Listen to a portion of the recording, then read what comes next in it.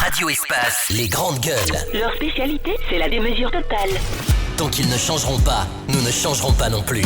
Les grandes gueules, à suivre tous les jours sur la radio d'opinion. Radio Espace. Avec nous, vous le voyez, mesdames et messieurs, notre invité, le grand oral évidemment, et ces questions qu'on a en droit de s'opposer au lendemain donc du retour au gouvernement de l'âge Papakoli Kourouma. Le parti groupe est-il dorénavant de la mouvance présidentielle?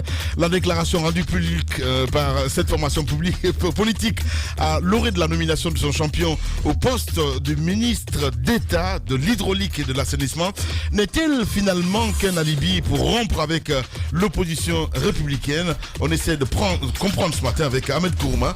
Avec nous dans ce studio, Ahmed Kourouma, bonjour. Bonjour. Bienvenue chez les GG. Merci pour l'invitation. Ahmed Kourouma, vice-président du parti groupe. Vous l'êtes toujours au lendemain de cette nomination, du retour de votre boss au gouvernement? Oui, jusqu'à preuve du contraire, oui, je suis encore le vice-président du parti groupe, tout à fait. Vous avez fait un post sur votre page Facebook. Pour ma foi, c'est un poste qui est assez sibyllin. J'ai du mal à décortiquer. Ambigu. Oui. Ambigu, ambigu. Parce que vous, non seulement d'un côté, vous félicitez votre président pour sa nomination au gouvernement, mais vous dites quand même, comme vous me connaissez, monsieur le président, je suis un homme de valeur, je suis un homme de conviction. Vous n'allez pas au bout de ce que vous voulez exprimer. Qu'est-ce que vous laissez en sous-entendu? Oui. Non, mais il n'y a pas de sous-entendu. Vous savez, la langue française est suffisamment subtile pour qu'on puisse l'utiliser. Donc, vous avez remarqué que, effectivement, j'étais assez ambigu, ou plutôt, j'avais laissé planer certains doutes, ce qui me paraissait, en ces circonstances, important. Le président Papakoli Kourouma a été nommé par bonheur ministre d'État, dans une tâche qui va être compliquée pour lui. Moi, je suis solidaire de mon président, je tiens à le dire. Et pour répondre à la question qui était la vôtre à l'entame de mon intervention, le parti groupe fait partie, par évidence, puisque son patron est parti dans la mouvance, ça devient un parti de la mouvance. Voilà, donc vous êtes de la mouvance désormais. Le parti groupe fait partie de la mouvance. Je parle de Ahmed Kourouma, évidemment. Le vice-président et le parti, c'est un contenu, un contenant. Voilà, ça veut dire que le parti va à la mouvance avec tout son contenu. Et le contenu comprend Ahmed Kourouma. Tant que j'en serai le vice-président, je tiens à me conformer à ce que le parti a décidé. Donc vous êtes désormais de la mouvance. J'ai été clair, il me semble. Donc vous êtes de la mouvance. J'ai été clair. Non, mais moi il faut le dire. Abakar, je pense que c'est clair. Les grandes gueules. Moi, la question que vous m'inspirez, est-ce que le fait d'aller au gouvernement... alors, est-ce que le fait que le groupe devienne membre de la mouvance présidentielle, c'est une conséquence de cette nomination? Ou est-ce que c'était déjà un choix délibéré? Voilà. Délibéré, mais c'est une très bonne question. C'est-à-dire que pour moi, parce qu'autrement, on aurait l'impression que le parti c'est Papakoli et que là où il va, le parti aussi est parti. Mais justement, quand on se réfère un petit peu à ça, l'UFR, c'est pas très belle image. L'UFR a collaboré avec le président Condé. C'est pas pour autant que c'était un parti de la mouvance présidentielle. Mais ils sont restés très ambigus. Ils sont restés extrêmement J'aime ambigus. mieux cette posture. C'est mon point de vue. Ils sont restés extrêmement ambigus, Lamine. Nous, on est clair. Moi, tant que je serai le vice-président de ce parti, je serai solidaire de mon président et j'estime qu'effectivement le parti groupe aujourd'hui, par l'orientation que son président en a pris, fait partie de la mouvance, point barre. Donc vous êtes un subiste? Je ne suis pas... Non, si vous me posez la question à titre individuel, c'est autre chose. Bien sûr, je vous pose la question à titre individuel, Ahmed Kourouma. Je pense que vous savez, vous l'avez dit que j'avais une grande gueule, donc vous savez que je ne suis pas un suiviste. Pour le moment, j'attends de voir mon président, discuter avec lui de certaines choses. Donc vous ne l'avez pas vu depuis sa nomination? Je ne l'ai pas vu. Vous savez, il y a une telle mamaya. Depuis sa nomination. Il y a une telle mamaya chez lui. Ça veut dire ce que ça veut dire quand même. Mais je ne l'ai pas vu volontairement. C'est un processus qui a commencé il y a fort longtemps, il y a un an et plus, je crois, si j'ai bonne mémoire. Et donc, le retour du parti groupe au sein de la mouvance présidentielle n'est pas forcément la conséquence de la nomination de Papakoli. Ça veut dire que votre positionnement était déjà bien préparé. La nomination de Papakoli Kourouma, c'est simplement le Graal. C'est la mayonnaise sur le gâteau. Après, c'est une relation de cause à effet. Moi, je m'étonne d'ailleurs qu'on s'en étonne, parce que je vous signale encore une fois que le président Papakoli est demeuré et resté le ministre conseiller à la présidence du président Alpha Condé. Donc je suis très étonné. Mais qu'est-ce qu'il cherchait dans la... C'était une sorte de top au sein de l'opposition. Qu'est-ce qu'il cherchait là? Quand même, franchement, ça n'a tout l'air, ça n'a tout l'air.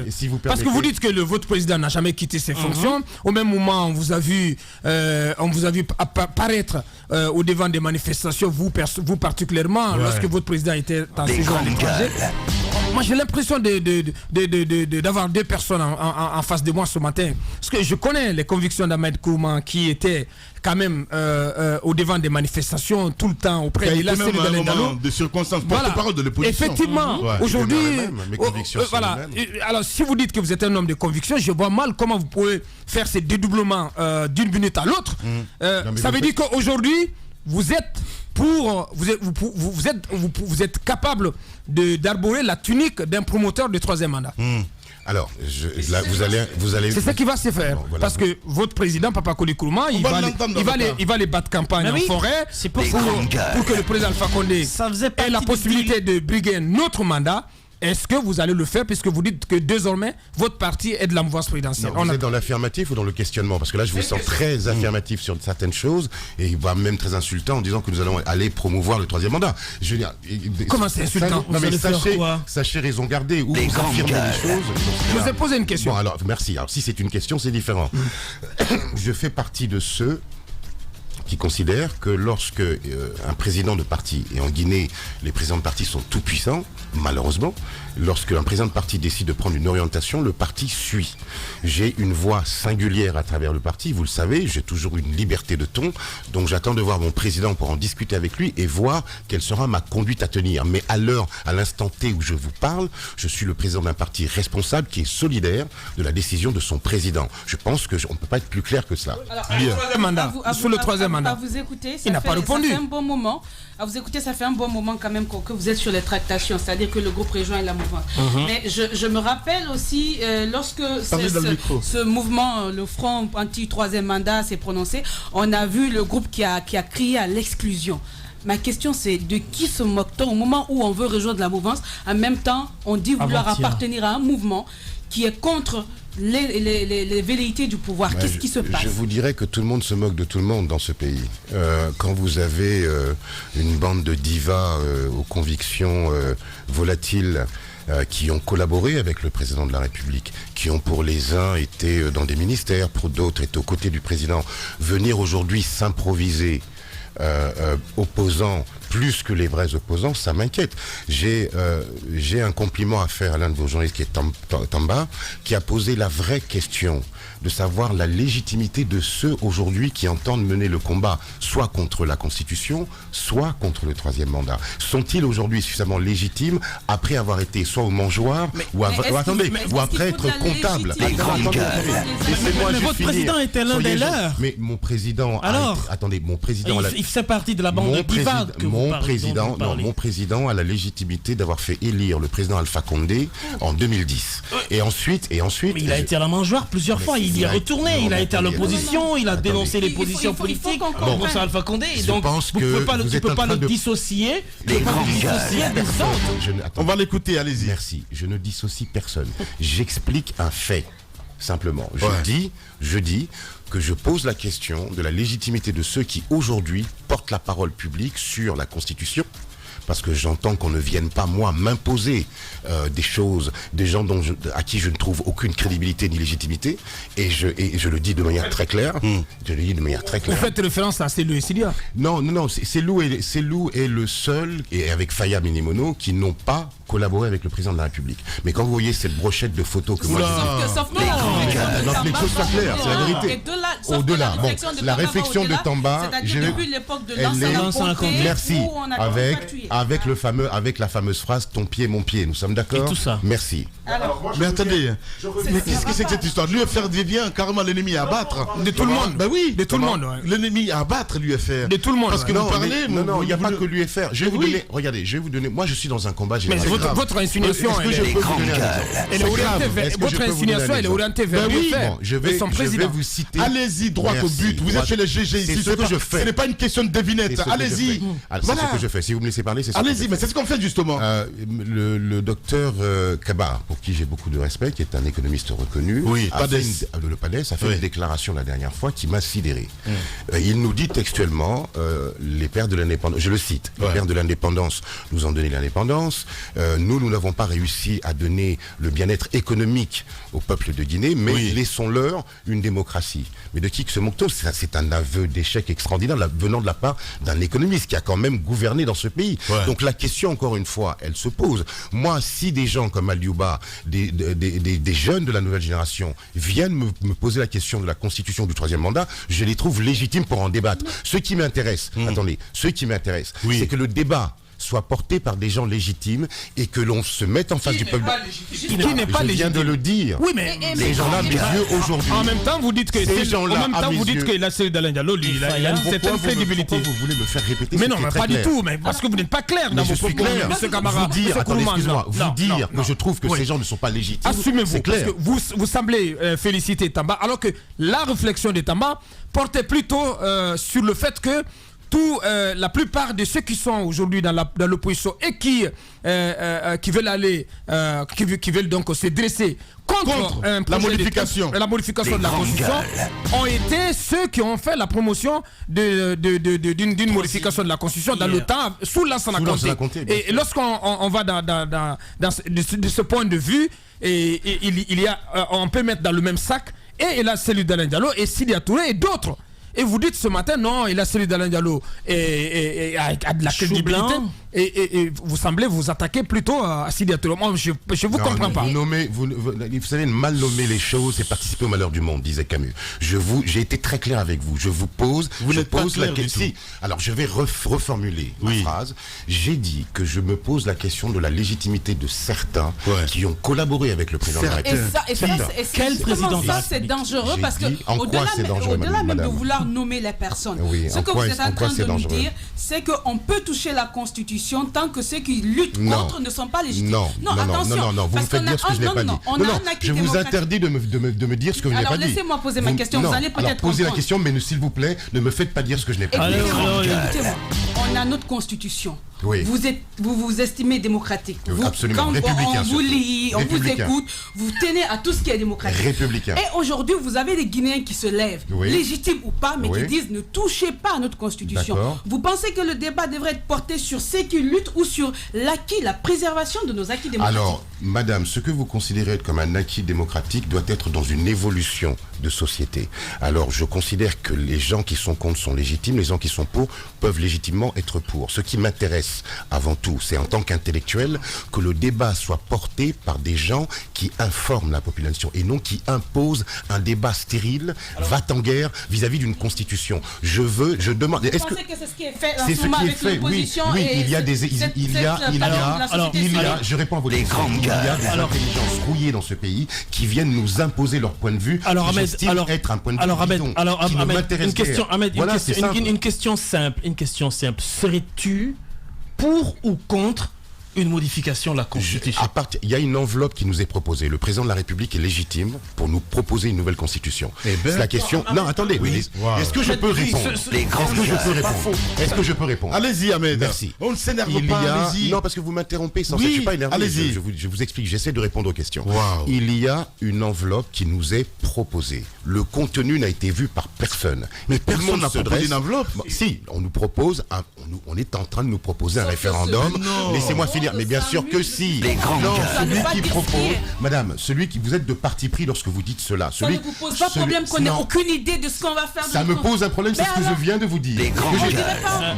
Ma question, s'il vous plaît. Je veux ouvrir cette enveloppe et me déterminer en âme et conscience. C'est ce que j'essaie de vous dire. Ça vous tique pas qu'on ait attendu à la fin du deuxième mandat pour aller? Non, parce que cela, écoutez, quand vous vous inscrivez dans votre logique à vous, manichéenne, qui est tout est noir ou tout est blanc, je comprends votre logique. Moi, ma logique, elle est la logique d'un intellectuel qui dit que le président de la République, à l'aune de son dernier mandat, a envie, laissez-moi finir s'il vous plaît, a peut-être envie de laisser un héritage. C'est une question qu'on peut se poser, mais ouvrons le débat.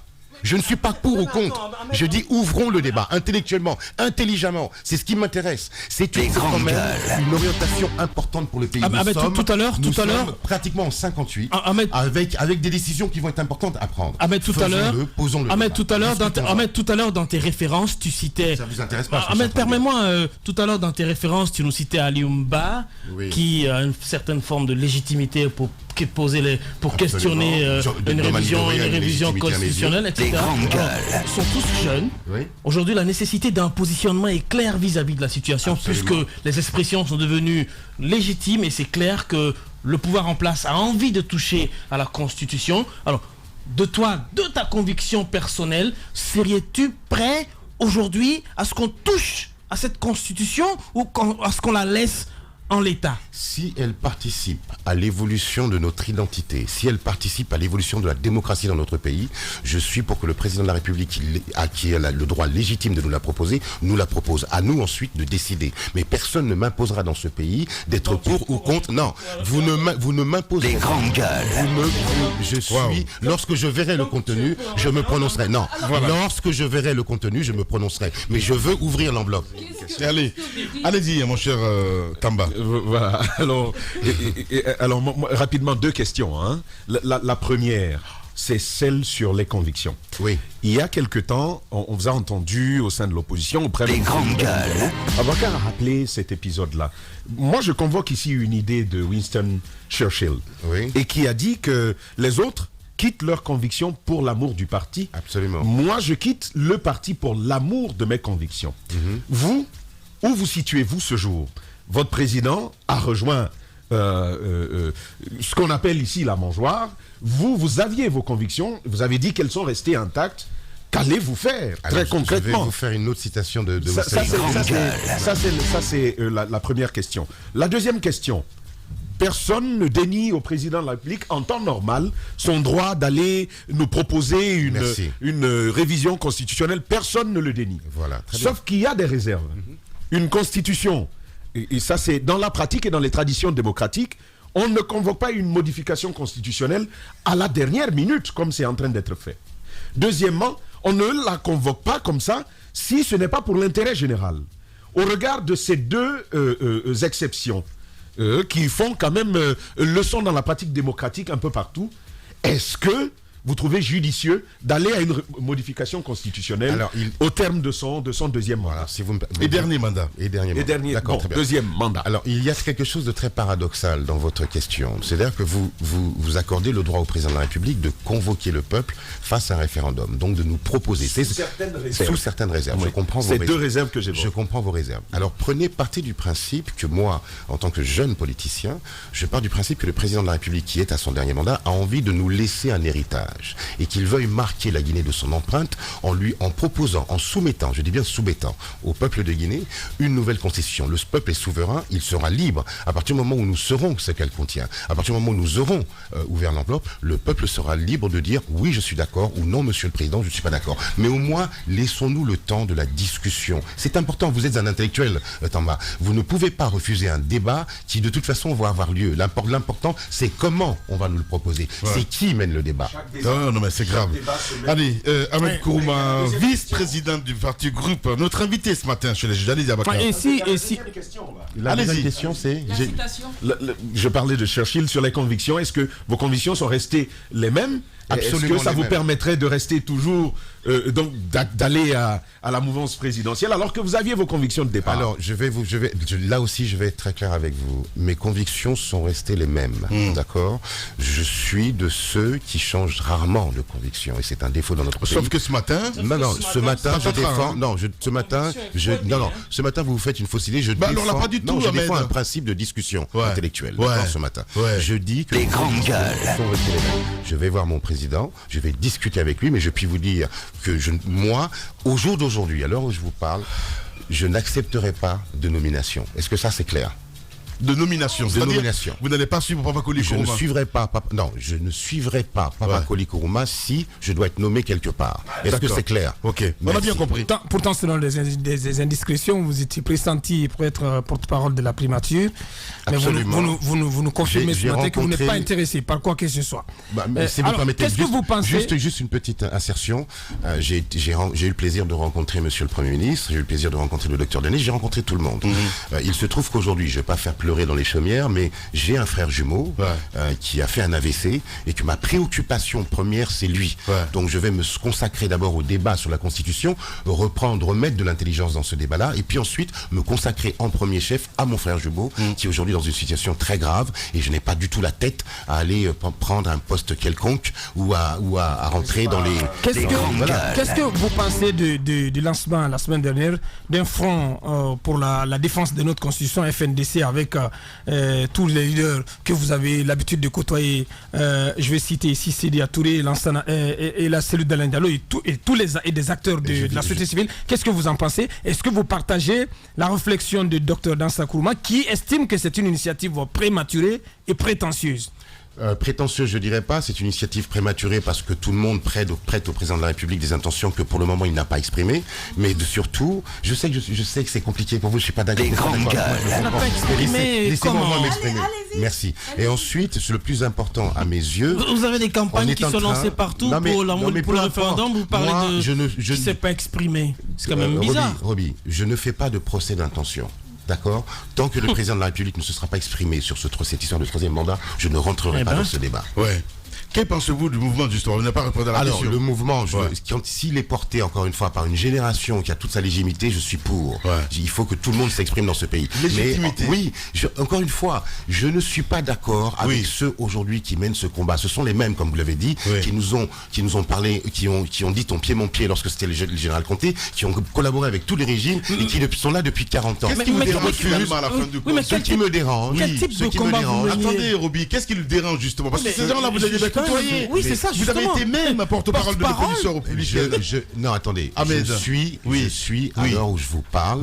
Je vous dis que je suis dans un combat générationnel. J'entends que ceux qui mèneront le combat soient de vrais intellectuels, des gens légitimes et qui n'ont à aucun moment viré de bord. En clair, je les trouve une nouvelle génération. Merci, une nouvelle génération. J'ai envie quand même de comprendre là. Je marche un peu sur la tête ce matin parce que vous étiez porte-parole de cette opposition républicaine. Vous avez mené un combat avec eux. Finalement, on a envie de savoir la nature du combat que vous meniez là. Votre président du parti groupe a sorti un communiqué au lendemain de la création de ce mouvement, disant son amertume et promettant de les répondre coup pour coup, ce à quoi on a assisté quelques jours après. Finalement, on a envie de comprendre, quand vous étiez à l'opposition républicaine, quel était l'objectif? C'était quoi le combat que vous meniez? Justement, est-ce que c'était vraiment sincère?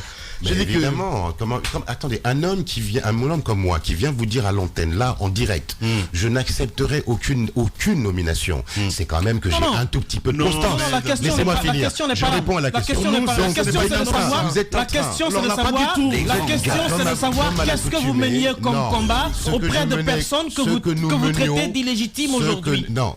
J'ai mené un combat, non pas auprès de personnes, j'ai mené un combat auprès d'un mouvement qui s'appelle l'opposition républicaine. On ne va pas dans dirigé par des dirigeants. On ne va pas dans l'opposition. Des grandes gueules. Pas dans l'opposition pour M. Cellou d'Alain Diallo ou pour autre chose. On y va par conviction. Et comme Tampa me l'a demandé, je redis à vos auditeurs, parce que vous n'avez pas l'air de comprendre, j'ai les mêmes convictions qu'hier. Bien. Ce qui est clair. Qui sont quoi les convictions? Qui sont des convictions d'un opposant qui estime que le combat doit être mené autrement et par d'autres personnes. Alors si votre président, vos convictions ne sont plus les mêmes. C'est plus les mêmes. Si vous allez prendre langue avec votre président, vous allez prendre langue avec votre président Elhadji Papa Koli Kourouma, qui désormais est parti à la mouvance républicaine.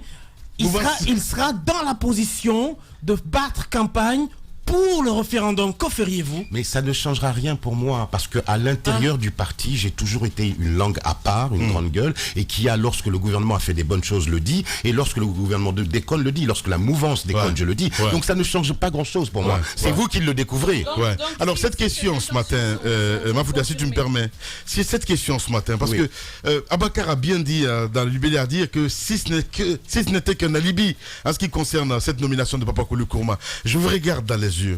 Vous étiez en discussion avec la mouvance présidentielle bien avant que tout se passe maintenant. Absolument. Donc vous étiez partant en fait. Non, nous étions. Non, être partant et être en discussion, ce sont deux choses différentes. Non, mais répondez. Mais je vous réponds clairement. Clairement, nous étions depuis fort longtemps en discussion et ça a été public. Nous l'avons dit. Nous avons été voir le chef de file de l'opposition. Nous lui avons dit. Papa Kouli a pris rendez-vous avec lui. J'ai pris rendez-vous avec le chef de file de l'opposition. Ça date de 6 mois.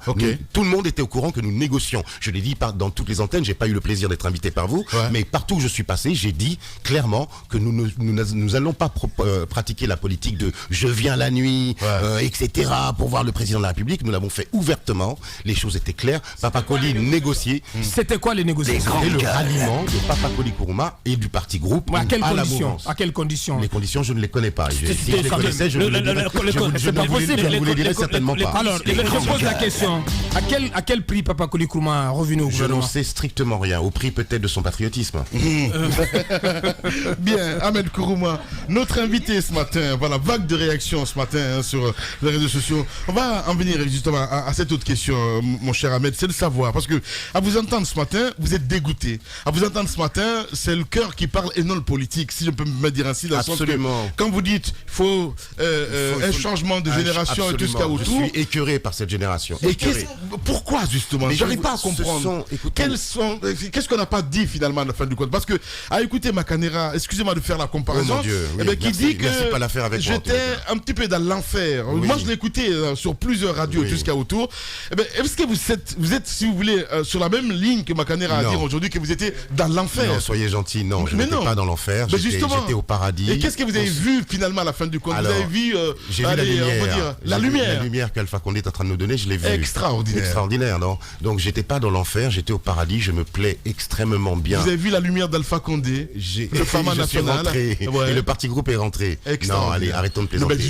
Arrêtons de plaisanter. Je suis de ceux, écoutez-moi, je suis de ceux qui sont en train de vous dire que j'étais très bien et je suis très bien dans l'opposition républicaine